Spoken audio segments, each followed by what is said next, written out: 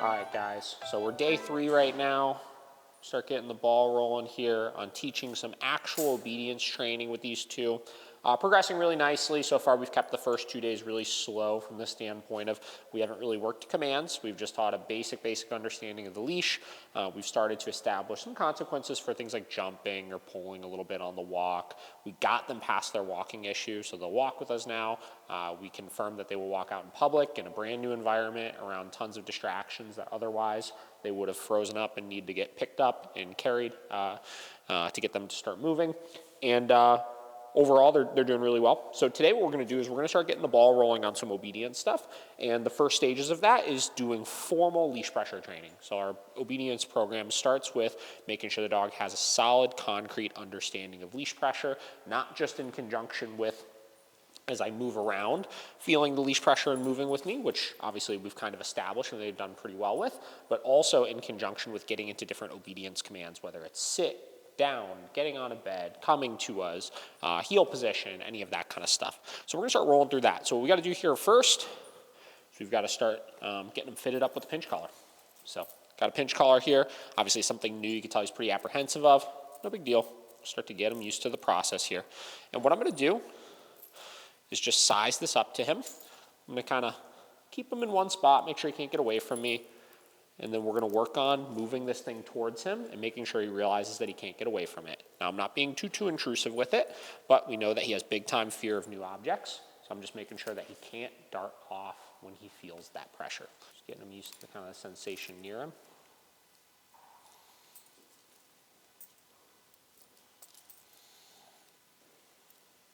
There you go. As he starts fighting, again, I'm not pulling him back towards me. I'm just waiting until he relieves that tension on his own. Same deal. Perfect.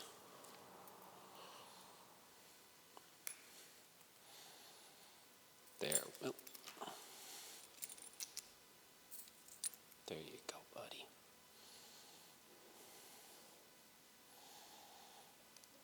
This is the first step, just getting him used to feeling that pressure around his neck.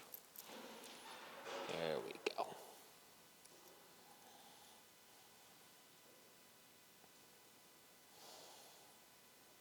So very similar to day 1 when we were getting him past some of the initial leash walking, we were getting him past some of those initial hurdles that he had of when he got stressed out, either putting the brakes on or bucking and bronking like that. As we experience new hurdles, we're gonna have to break the ice on those things as well and get him to a place where first and foremost, whether he likes it or not, he has to learn to accept these things. As he then accepts it, then we can start to get him past the actual fear of it, right? As this happens multiple times, we get him past having something put on his neck, right? And you see each time now, easier and easier. What'll happen is over time, he'll realize nothing scary is actually happening, and he doesn't have to put as much of a front on with it. And then as we establish his food drive more, we can start to then counter condition the process a little bit. But right now, obviously, not very food motivated, only so much we're gonna be able to do with that. So we have to just work on just getting him to accept these things and not act on that fear so much like we talked about in the last few episodes. Very good, buddy. So next we're gonna start making this a little bit more of a process of actually putting it on as opposed to just draping it on the neck. So we're taking this collar, actually engaging, going around the neck like that. Good job, buddy. And just getting them used to that.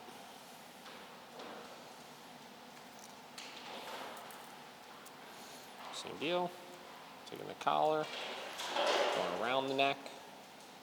Good job, dude.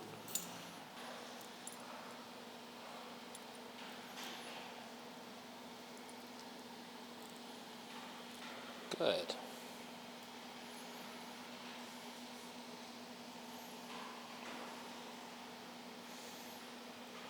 Good job, buddy. Come on. So now we're going to work just actually putting it on and off a couple times. So you see obviously approaching to put it on in a more natural fashion. He doesn't like coming in with it. So we're just going to work on that a few times and continue to get him desensitized to that. Good job, buddy. So much of this stuff is way more of a persistence game than anything else, right? There's no magic solution to it aside from he's used to a lot of these behaviors working, right? Running away from it, bucking, putting up a fight, in the past, some nipping, stuff like that. So just by repeatedly working this drill, you see obviously the nip right there. repeatedly working this drill, we're going to start to get them more and more desensitized to this.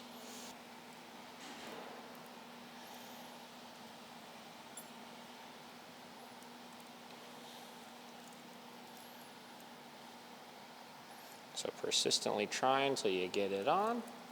Good job, buddy. We got it on. Give him a second. Make sure obviously that we're nice and stable with it. Good job.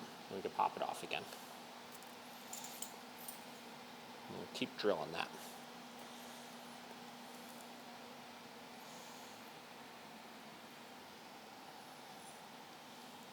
Very good. Now, depending on the dog you're working with, if there was a really serious bite risk, obviously we would do all this with the muzzle on. This dog's pretty young still, so all his nipping and stuff is very uncommitted. He's very receptive to consequence, so me correcting him for the nipping once or twice there obviously got the point across pretty effectively, and I wasn't in any sort of major harm's way. So there we go, perfect. So we're just going to kind of keep working through this. And again, just persistence and patience with this. We're calmly but effectively telling him that the nonsense doesn't work. I know you're scared of this. I know that it's new. It freaks you out because of that. But there's nothing to be scared of. Good job, buddy. So what I want to do before I start using the pinch collar to start teaching some of this, I want to start getting him acclimated to getting onto some new surfaces, helping to overcome some of those hurdles here without overwhelming him too much with all the new pressures at once.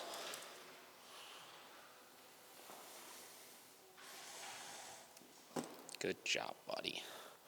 So right now we're doing just a really basic pressure and release technique here.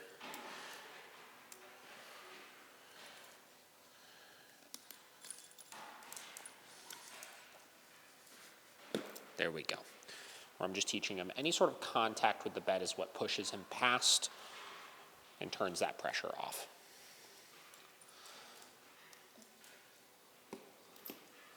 Good. So you'll see as soon as he gets a paw in there, I'm releasing all pressure.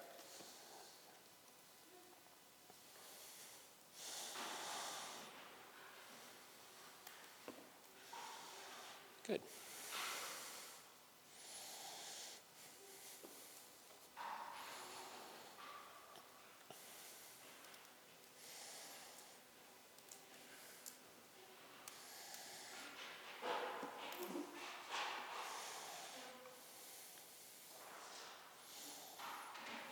There you go. You see, once he has one on, much more open to investigating the rest of the way.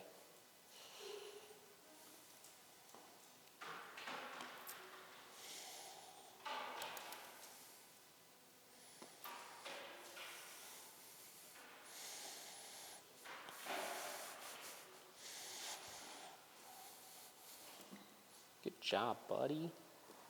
There you go.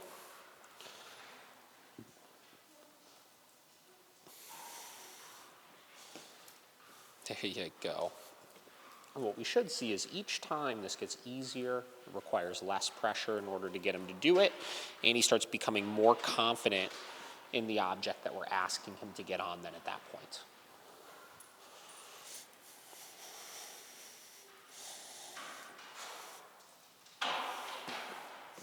Beautiful. Working that noodle, dude. Another thing that's very interesting to see is, notice as he does this, right? Right after he gets off of it, notice the tail carriage, how it goes so much higher than when we were working the collar drills or when he was initially giving us a ton of resistance with getting on. And that's because him facing his fears and overcoming some of these little hurdles and getting better and better with it is what ultimately builds confidence. And the problem is, if we never forced him through these little moments, like right there he got nervous, you saw the tail went down, and then he relieved the pressure, got on, went back up, right? The problem is if we never forced him past some of these things, he's too scared to organically do it on his own, right? He would never just willingly be like, oh, I'm going to go investigate this new thing because why not, right? It's too much for him. And especially with dogs like this that are this fearful, their food drive is never high enough to work through it on their own either. So what winds up happening is without forcing them past these hurdles and teaching them to kind of face their fears, they never overcome them and they never become more confident dogs. We hold them back their entire lives. Where you see right now, he's getting on it like it's no big deal, where just a minute ago, he was giving a huge fight trying to experience anything new. Good job, buddy. Come on. Do that a couple more times. Nice.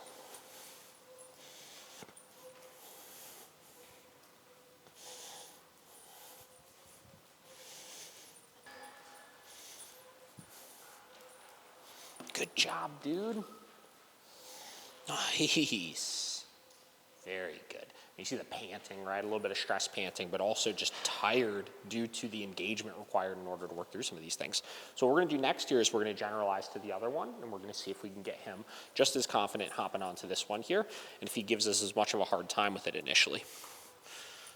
Nice. There we go. Good job, buddy. And because he just finished, and look at the tail wagging after, right? You see the confidence starting to come out of him. And because we already worked through one, they generally tend to generalize and become more confident in experiencing or approaching something new the next time. So the more we do this with different hurdles and in new environments, the more we start to see the dog become a much more confident dog in general. Come on, good job. Come on. Nice. Good job, dude. Good job. Come on. Good job, dude. Let's go. Good job. Come on. Nice. Come on. And just look, you can see the confidence boosting, right? And so far through this process, we haven't used any positive reinforcement, right? We've used a little bit of petting here and there, but that's not super, super reinforcing to this dog just yet. It's predominantly been the use of negative reinforcement, which is the removal of pressure in order to teach him to approach new things, right? We're teaching him, hey, pressure's applied, and the only way to escape this pressure is by approaching that fear that you irrationally have developed in your head. And as he does that more and more times, you realize there's nothing to be scared of, right? We know as the human that this is an irrational fear. We know there's nothing to be scared of with it. So if we could push the dog towards those things, we develop both self-confidence as well as confidence in the handler that we're not going to stray them awry. Good job, buddy. So really interesting, right? So I started today off thinking, all right, well, we're going to do prong collar training today, right? And interestingly enough, and this is as a trainer, you need to be very good at assessing these things in real time as you're working with a dog. As I started going into doing the prong collar training, the very first step of it of just collaring him up, you saw it was very challenging. He was super, super nervous of having that collar put on, right? And we worked him through it. We used it as a great opportunity to show how we overcome some of those types of issues with a fearful dog, how we help them overcome things like being collared up or handled in ways that they don't like. And at that point, once we got him past that hurdle or we got him comfortable enough where we could easily put that collar on and off of him, for a minute, I was like, oh, okay, cool. We could jump into the prong collar training now at this point. But let's say he has a rough first prong collar session. That could reassure all the fears that he just had that I overcome of now the prong collar is a bad thing. The prong collar is a scary thing, which is going to make it harder for me to collar him up then the next time. Where instead, what I could do is I could reshift my focus to, okay, well, we have a fearful dog that new things wig him out. So we got past that hurdle. Instead of focusing on prong collar training, let's just work on finding new hurdles to help him overcome. So we went from getting the collar on to getting onto the bed. We saw how much his confidence skyrocketed from that. And now what we'll do is we'll just pick additional hurdles that we could work him through. So we're going to try the small bed next, and then we'll even see if we can move towards doing some of the agility equipment here. So I'm going to grab the small bed here, and we'll do the same thing with making sure that we can get him over this thing. Again, see, apprehensive of it, so using the negative reinforcement. Pressure's on. He's trying to escape it by getting away from it, just like we saw with the first bed. And all I want to see is one paw on. As soon as that paw comes on, pressure comes off, and I just let him sit there and experience, oh my God, my paw's on the scary thing. I thought my world was going to end, but it actually didn't end. Let him chill for a second, then we do it again. Pressure's on. Pressure's on. Pressure's on. Pause on the scary thing. Let him savor it for a minute. But guess what? His world isn't ending. Then we see what happens. So he's sniffing it for a minute. He's checking it out, but he's got that paw on it. Then he gets off. Then we do it again. Pressure on.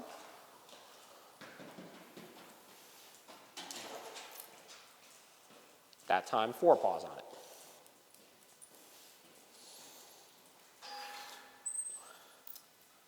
Again, 4 paws on it. 4 paws. And you see, just like with the other bed, we're seeing it's getting smoother and smoother each time. Very good. Come on.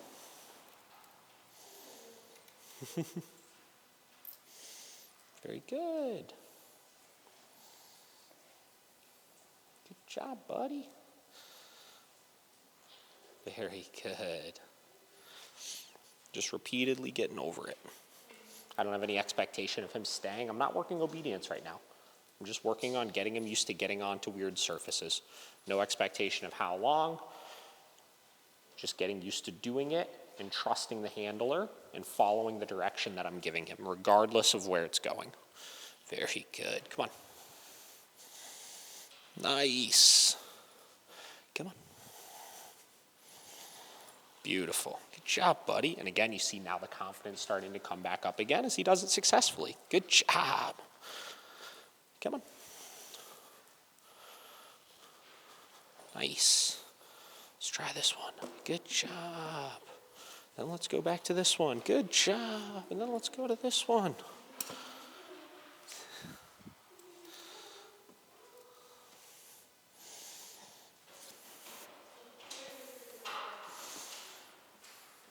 Good job. Come on. And we'll do that a few times, incorporating all 3. Very good. And then up here. Good job. Come on. Then back to this one. Good job.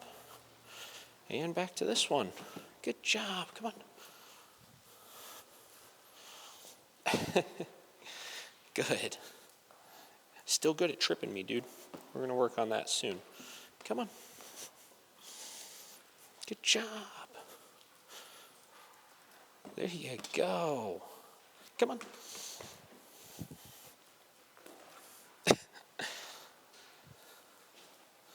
Come on. Nice. Come on. Nice. Very good, buddy. Awesome. There's another hurdle accomplished. So we'll give them a second here, and then we're going to start tackling some of the agility equipment, which is generally going to be the hardest one for them. So same deal here, focusing on just getting one paw on first. One paw. Nice. And then we'll just do a ton of repetitions of that until the one paw is not a big deal. Then we could start increasing our criteria and asking him to get more than one paw on, obviously. And I'm okay with him just hopping right on and off to start, because initially we got to get past the fear of just something new. And you see each time kind of explores it a little bit more, a little more curious in it. And like I said, we could challenge him more and more each time as we go.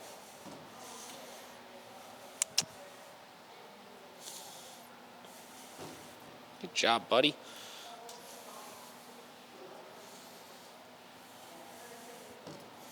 Good job. What do you think, dude?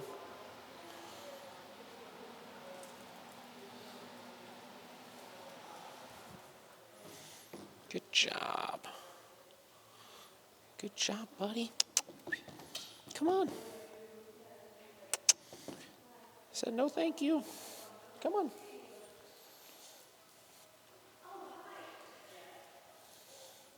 Come on. Nice. He's thinking about getting those back two on there. Good job, buddy. Come on. Nice. You almost did it. Come on. So now we're going to raise our criteria. We want to see all 4 paws on it.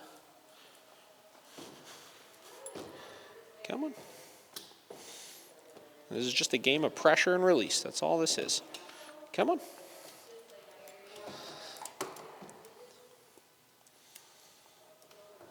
Nice. There you go. Come on. Let's go.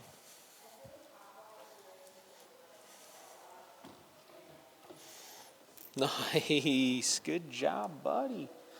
Good job. Come on. You're on it. You gonna get off?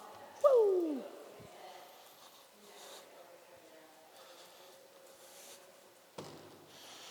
Nice. Good job. Look at that. Beautiful.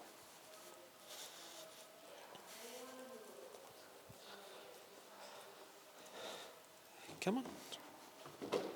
Nice.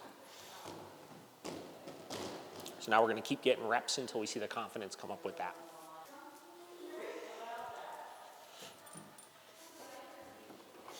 Nice.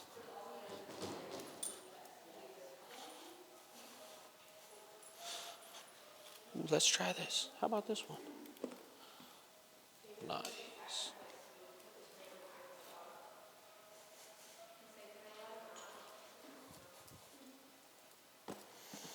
Come on.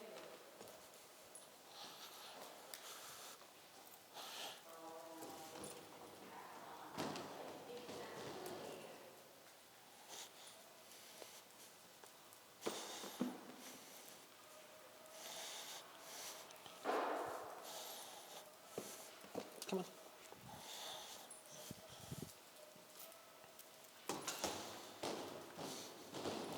Beautiful. So that's kind of a crash course into confidence building with fearful dogs. So obviously the key is having icebreaker moments where you find these, objects or hurdles that the dog's scared of, helping them overcome those hurdles, and then repetitively doing them until their confidence then comes up in doing them. If you do that with enough things, generalize it enough, you're going to start to see your dog's confidence skyrocket. So that was a really interesting session, especially since we talked about how it kind of derailed a little bit of what we were going to do and wound up being highly productive with the things we wound up doing. So we're going to get his sister out next, cruise with that, but hope that was beneficial for you guys.